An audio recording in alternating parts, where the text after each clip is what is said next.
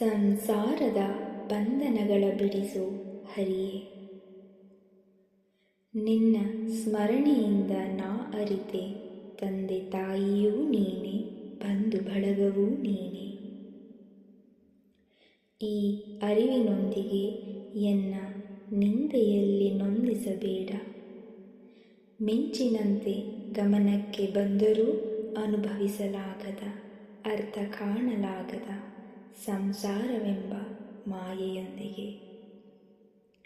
ಹರಿನಾಮವು ಸದಾ ಹರಿದಾಡುವ ವಾಯುವಿನಂತೆ ಎನ್ನ ನರನಾಡಿಗಳಲ್ಲಿ ನಲಿದಾಡುತ್ತಿರುವುದು ನಿನ್ನ ಇಚ್ಛೆಯಲ್ಲವೇ?